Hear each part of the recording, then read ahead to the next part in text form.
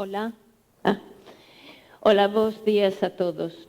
Eu, en realidade, estou fora do concurso. A min convidaronme, eu fui profesora, agora estou retirada, para que falase da miña experiencia na utilización do recurso de podcast como un recurso educativo.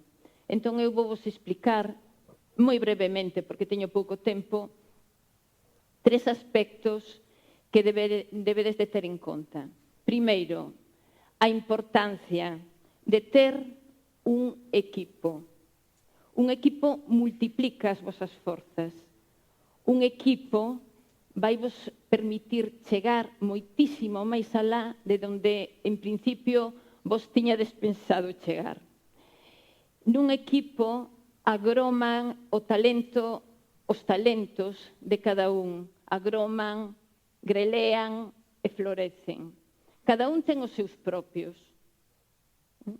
Por exemplo, eu podía ter unha idea maravillosa, pero eu son unha petarda ca tecnoloxía. Eu, cos meus alumnos, sempre tiven aqueles que tiñan unha dimensión máis comunicativa, que lles gustaba poñerse diante dunha cámara, falar, outros que eran máis tímidos, ou aqueles que controlaban moitísimo de música, entón aportaban a súa sabiduría, os seus materiais, ou ben aqueles que eran verdadeiramente bons e intuitivos no manexo das tecnoloxías. Ben, eu soa non podería levar a cabo o traballo final e despois vou vos mostrar algúns exemplos deste noso traballo.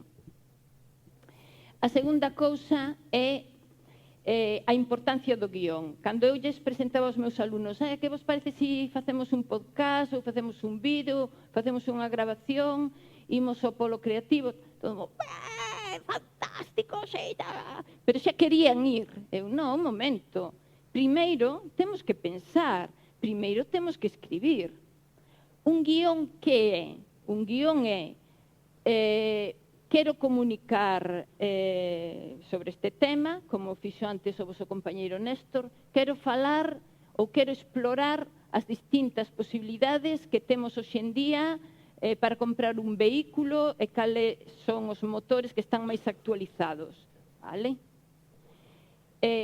Tedes que ter claro cal é a intención que quero conseguir con isto e tedes que ter claro tamén ou poñervos de acordo en como ides facer, de que recursos, con que recursos contades e como ides optimizalos.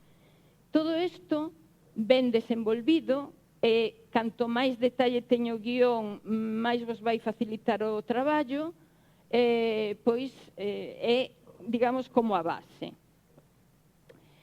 E a terceira cousa, pois é un ingrediente secreto que teño eu, que non vos vou dicir ata que vexades os vídeos e despois a ver se o descubrides. Entón, por favor, poñemos o play. Este é o primeiro, un momentiño. Este é o primeiro, cal era o tema?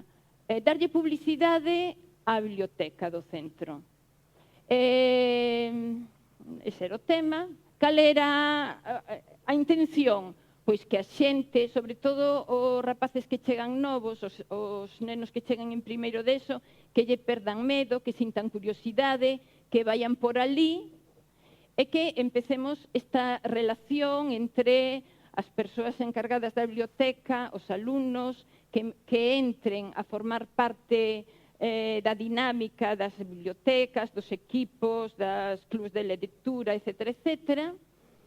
E terceiro, como íbamos facelo? Pois a idea era que hai nunha biblioteca, hai libros, pero sobre todo hai historias, hai personaxes, e imos a intentar que eses personaxes dos mundos literarios nos atraian cara ao seu espazo, que é a biblioteca do centro.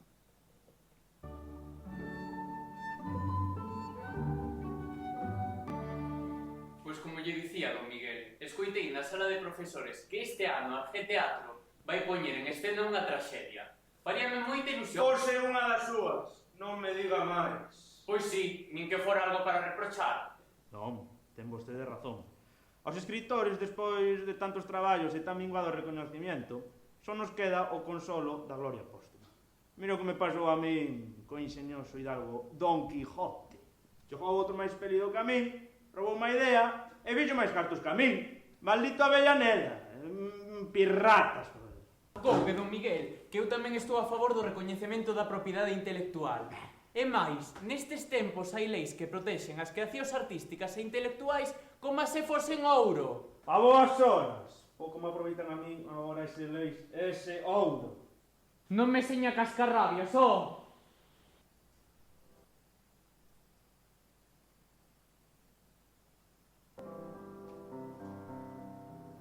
Que quen son eu?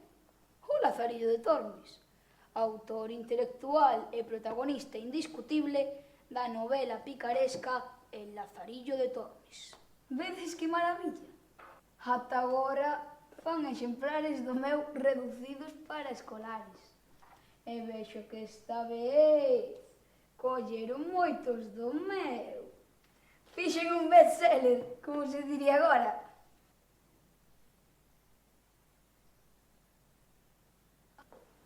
Entre tanto, amiguinhos, teño que seguir buscándome a vida. Acudo a este negocio por un apuro. Por cada libro destes, dame un bocadillo de touciño entrevera pola cafetería.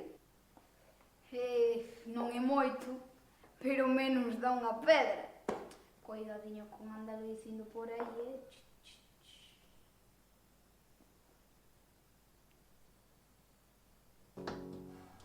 Adiós ríos, adiós fontes, adiós regatos pequenos, adiós vista dos meus ollos, non sei cando nos veremos.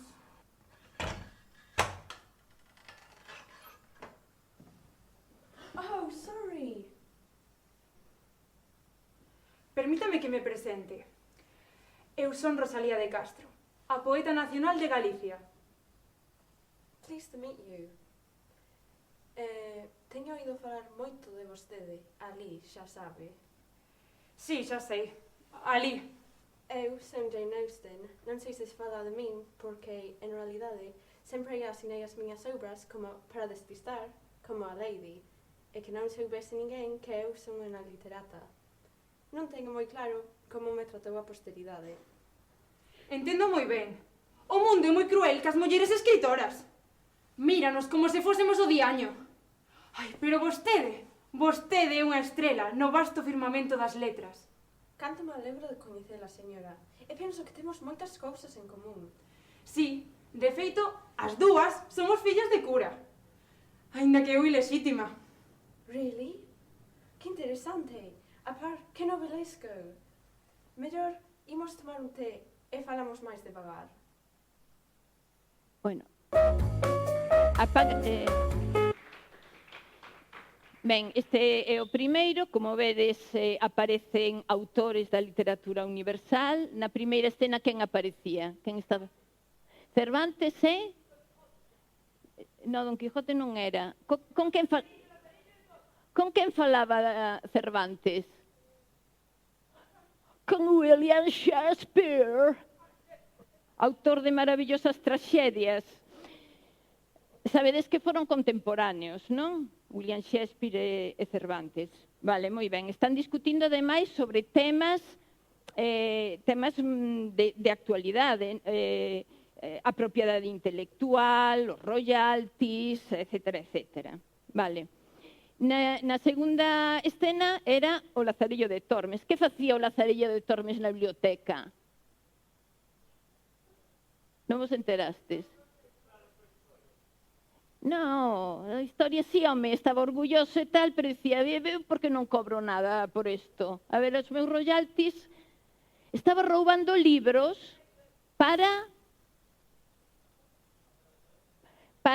revendelos fora. É que para gañar cartos eran cartos. Bocadillos de touciño entrefebrado. Vale. Última escena, quen se encontra nos baños? Nome, Marie Curie, por favor. Jane Austen. Jane Austen. Non sabedes. Vale. Poñede, apuntade, Jane Austen, Jane Austen. Buscádelo en Google e se vos vai aparecer un mundo de películas, libros, estudos académicos, etc. Dúas grandes autoras do século XIX. Rosalía de Castro galega, Jane Austen británica. Vale. Moi ben, imos agora co segundo post. Este fixeno a toda presa. O mesmo ano en que me retirei, só tivemos un mes, foi con un grupo pequeniño de oratoria, fixémolo nun mes isto. Pero tiñamos antes o traballo previo dos nenos de primeiro de ESO que fixeron unha recollida de nomes de animais. Foi un traballo que me encargaron da Real Academia Galega para colaborar sobre eso, onomástica. Entón, os nenos de primeiro entusiastas fixeron o traballo de campo e despois con estes de oratoria analizamos os datos que tiñamos e fixemos este podcast.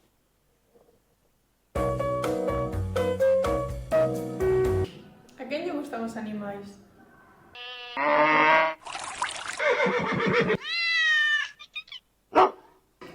Ou mellor, a quen non lle gustan? Xa me parecía.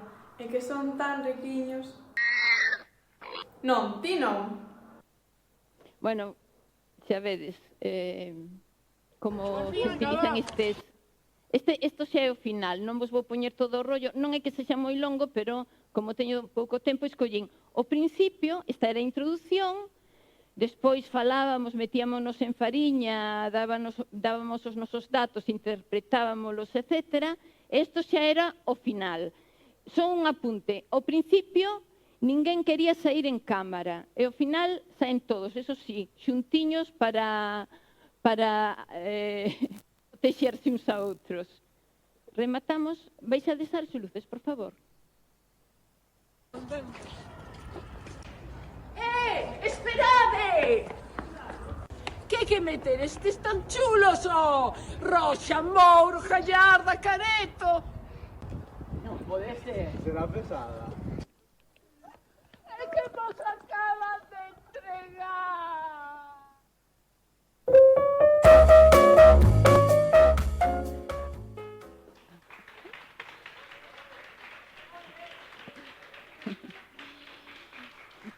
Ben, entón, agora dicídeme, cal é o meu ingrediente segredo para que o guiso funcione no padal?